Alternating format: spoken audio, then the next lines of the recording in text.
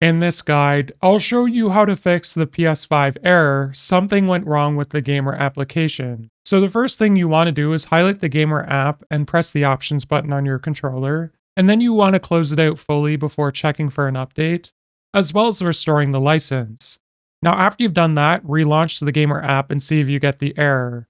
Now if you are, we're going to go to settings on your PS5 and scroll down to system settings.